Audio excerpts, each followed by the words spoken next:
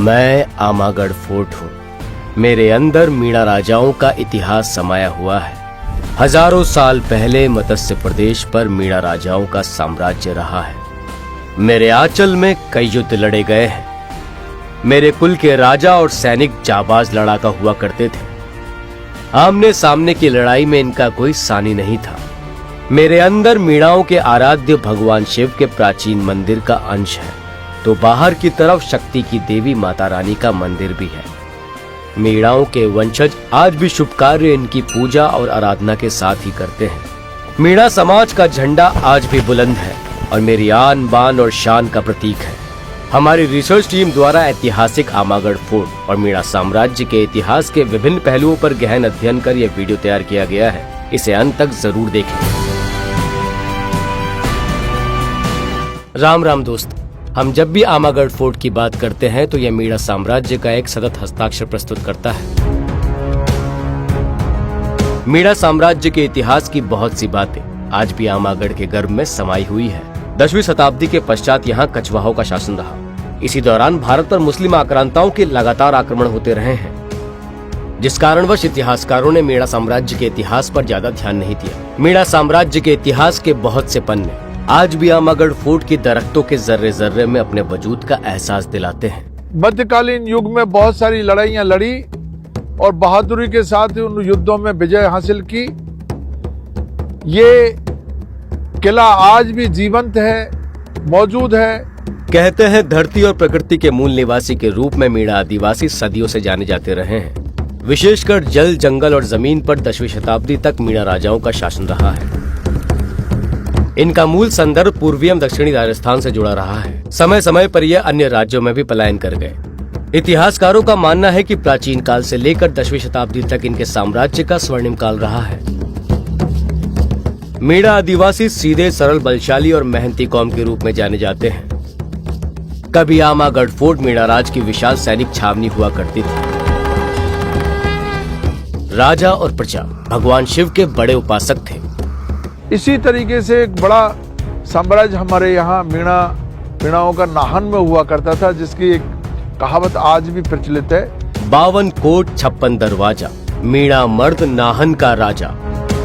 इन पंक्तियों में उनके साम्राज्य का वर्णन है।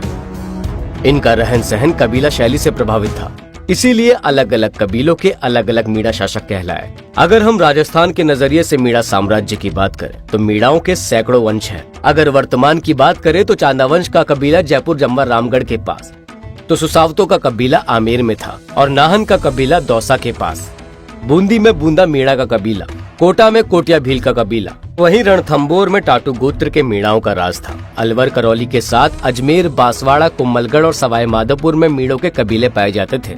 बूंदी जो है बूंदा मीणा ने बसाई, कोटा कोटिया भील ने बसाया। इस तरह मैं सैकड़ों उदाहरण में दे सकता हूँ। जब बिल्कुल तलवार का जो शासन था उस समय मीणों का एक छत्र राज्य हुआ करता था। मीणाओं के चांदावंश मीणा आदिवासी लड़ाका और बलशाली होने के कारण सैनिक के रूप में अलग ही पहचान रखते थे।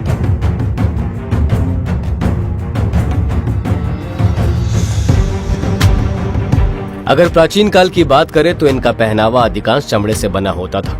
मुख्य रूप से यह सैनिकों की पोशाक हुआ करती थी। किसान वर्ग के लोग धोती और नंगे बदन रहा करते थे। भाला, ढाल और तीर धनुष इनके प्रमुख हथियार थे। युद्ध में आमने सामने की लड़ाई में यह जबरदस्त लड़ाका माने जाते थे। दुश्मन पर प्रहार करते समय इनका निशाना सटीक और सूझबूझ भरा होता था, जिसके चलते बड़े बड़े योद्धा इनसे घबराते थे।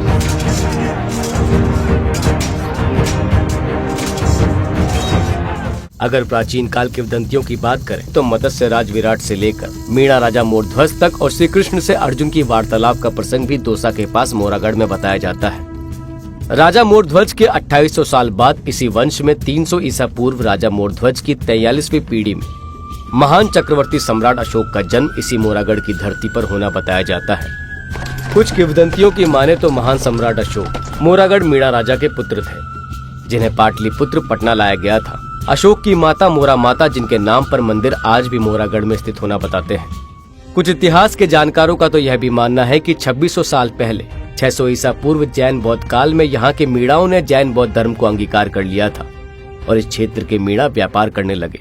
10वीं सदी तक मीणा साम्राज्य का स्वर्णिम काल था, लेकिन ग्वालियर राजघराने से निष्कासित होकर कछवाहा दुलेराव मीणा राजा आलन सिंह से मिल गए थे और उनसे अपने प्रकार संबंध बना लिए थे। यहाँ आलन सिंह को अपना हाल सुनाया और अपने वहां से निष्कासित होने का कारण जब उनको बताया तो आलन सिंह जी जो बहुत दयालु प्रकृति के थे और धार्मिक प्रवृत्ति के थे, आलन सिंह जी ने उनको शरण दी। मीणा राजाओं के युद्ध के सभी दांवपेच नीति रहस्य जान गए थे।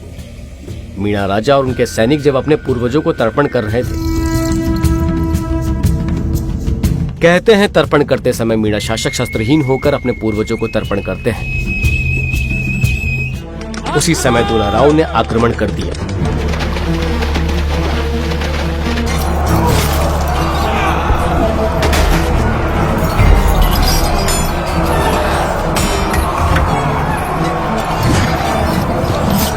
दुलाराव ने मीणा साम्राज्य पर कब्जा कर कछवाहा वंश के साम्राज्य की नींव रखी। मीणा साम्राज्य के शासन के समय आमेर के किले की नींव रखी गई थी। बाद में कछवाहा शासकों ने इसे राजधानी के रूप में स्थापित किया। मीणा समाज के जानकारों की माने तो जयपुर आमेर स्थित नाहरगढ़ का किला भी नाहर सिंह मीणा राजा का बताते हैं, जिनका लड़ते समय सिर नाहरगढ़ किले में और धड़ घाट की गुड़ी के किले में गिरा, जो कि आज भूमिया जी के रूप में पूजे जाते हैं। नाहर सिंह बाबा की जो समाधि है वो नाहर सिंह बाबा भी मीणा समाज के ही जो है वो कुल देवता हैं और उनकी समाधि बनी हुई है। वहाँ बिल्कुल घाट की गुड़ी तक ये आमागढ़ का किला, इसका विस्तार वहाँ तक है। खोघाटी में चांदा मीणा का राजवंश था, जिनका वर्षों तक राज करने का प्रसंग भी जानकारों द्वारा बताया जाता है। मीणा समाज में एक बहुत ही महत्वपूर्ण और बहादुर गोत्र है टाटू। 1301 ईस्वी में रणथंबोर के राजा हमीर देव के साथ मिलकर टाटू गोत्र के मीणाओं ने अलाउद्दीन खिलजी के खिलाफ बहादुरी से युद्ध लड़ा। टाटू गोत्र के जो हमारे बहादुर सैनिक थे, उन्होंने पूरी ताकत के साथ में अलाउद्दीन खिलजी को वहां पर लगभग 6 महीने तक रोके रखा, लेकिन अंत में खिलजी ने षड्यंत्र रचकर रणथंबोर के किले को जीत लिया। इसी तरीके से दक्षिणी राजस्थान में हमारे जो भील मीणा है, वो भील मीणों ने भी अपना बहादुरी का परिचय दिया। इतिहास में आज भी उनके उस हल्दी घाटी के युद्ध को याद किया जाता है। सन 1576 के हल्दी घाटी के युद्ध में महाराणा प्रताप के नेतृत्व में भील मीणा शासक राणा पुंजा ने अकबर की मुगल सेना के खिलाफ गोरिल्ला छापामार पद्धति से युद्ध लड़कर अपनी बहादुरी का परचम लहराया, जिससे अकबर की सेना को पीछे हटना पड़ा। गोरिल्ला युद्ध की शुरुआत अगर की है तो महाराणा पुंजा और वहाँ के जो हमारे मीणा जो सैनिक थे उन्होंने की है।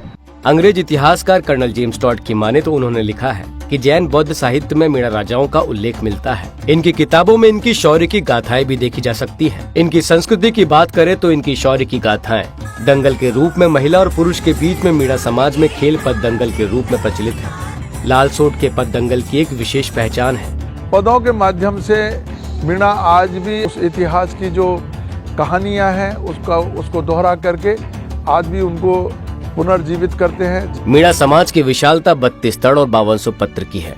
वर्तमान परिप्रेक्ष्य में देखें तो राजस्थान में आदिवासी भील मीणाओं की आबादी 1 से 1.5 करोड़ के आसपास मानी जाती है। सम्मान, शौर्य और संकल्प पूरा करना मीणाओं का जन्मजात गुणधर्म है। प्राचीन काल में कबीले के रूप में रहने वाले मीणा आजाम जन के साथ समरसता के साथ रहते हैं। पूरी मीणा जो जनजाति है वो बिखरी हुई है, जगह जगह जो है छोटे छोटे ग्रुपों में पूर्वी राजस्थान में विशेष रूप से यहाँ निवास कर रही है। राजस्थान के परिप्रेक्ष्य में देखें तो भील, गरासिया, डामोर आदिवासी दक्षिणी राजस्थान में पाए जाते हैं। हमारे मीणाओं में 2 वर्ग विशेष रूप से चौकीदार और जमींदार। हालांकि ये एक ही समाज है, मीणाई समाज है। चौकीदार मीणा वीर लड़ाके मीणा राजाओं के सैनिक थे। जब मीणा राजा कछवाहों से युद्ध हार गए थे तब ये सारे वीर सैनिक अपना राज्य छोड़कर पलायन कर गए और अपनी ताकत बढ़ाकर लगातार विद्रोह करते रहे।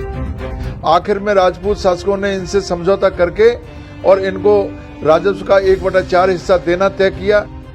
जहाँ तक जमींदार मीणों का सवाल है, जैसे ही यहाँ से जो राज खत्म हुआ तो ये पूर्वी राजस्थान की तरफ चले गए, जहाँ इनको जहाँ जगह मिली और जहाँ पानी की सुविधाएं थी, नदियों के किनारे, पानी के किनारे जाकर के इन्होंने अपना खेती बाड़ी का काम किया और ये जमींदारी करने लगे, इसलिए जमींदार मीणों के रूप में जाना जाता है। मैं सभी लोगों से ये अनुरोध करूंगा, मीणा समाज के लोगों से, कि इस डॉक्यूमेंट्री फिल्म को ज़्यादा से ज़्यादा अपने देखें और इसको शेयर करें ये इतिहास हमारा हर व्यक्ति के पास जाना चाहिए। आमागढ़ के अस्तित्व पर बार बार हमले किए गए, मगर मीणाओं के जाबाज वंशज इसे सजोकर रखे हुए हैं।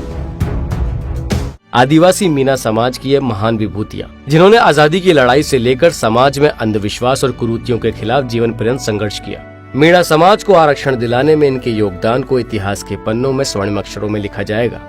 भैरवलाल काला बादल ने राजस्थानी भाषा की हाड़ौती बोली में जनजागरण और समाज सुधार के प्रभावशाली गीतों की रचना की और किशोरावस्था में ही क्षेत्र में आजादी के आंदोलनों में भाग लेने लगे। छुट्टनलाल मीणा एक समाज सेवी एवं सांसद थे। उन्होंने मीणा समाज को अनुसूचित जनजाति वर्ग में शामिल करवाने में महत्वपूर्ण भूमिका निभाई थी। उन्होंने द्वितीय विश्व युद्ध में महत्वपूर्ण भूमिका भी निभाई थी। उन्होंने इटली, ग्रीस, मिस्र, सीरिया और आयरलैंड के मोर्चों पर युद्ध किया था। बद्री प्रसाद दुखिया 1942 के भारत छोड़ो आंदोलन में शामिल थे। उन्होंने 1942 में मील में हड़ताल करवाई तथा गिरफ्तार हुए और 2 महीने की जेल की सजा भी काटी। वह उर्दू में भजन तथा कविता बनाकर गांव-गांव जाकर मीणों में व्याप्त सामाजिक कुरीतियों को दूर करने का आह्वान करते थे। श्री लक्ष्मी नारायण झरवाल एक स्वतंत्रता सेनानी थे। श्री लक्ष्मी नारायण झरवाल ने 1938 में प्रजामंडल के तत्वावधान में विभिन्न आंदोलनों में भाग लिया। वह गांधी जी के अहिंसा आंदोलन के कट्टर समर्थक थे, इसलिए हरिजनों के उत्थान और सामाजिक कार्य से संबंधित गतिविधियों में उनकी गहरी रुचि थी। जब और किले और महलों को पुनरुद्धार के लिए सरकार काम कर रही है, तो ये आदिवासी समाज के किले के साथ ही क्यों भेदभाव किया जा रहा है? वन विभाग से और मुख्यमंत्री जी से दोनों से अनुरोध करेंगे कि इस रास्ते को ठीक करा करके और हमारी इस धरोहर को सहेजने का काम सरकार करे। मीणा साम्राज्य के इतिहास से जुड़ी यह जानकारी आपको कैसी लगी, यह कमेंट करके जरूर बताएं। और अगर आपको यह वीडियो पसंद आया तो हमारे चैनल को लाइक, सब्सक्राइब और शेयर करना ना भूलें।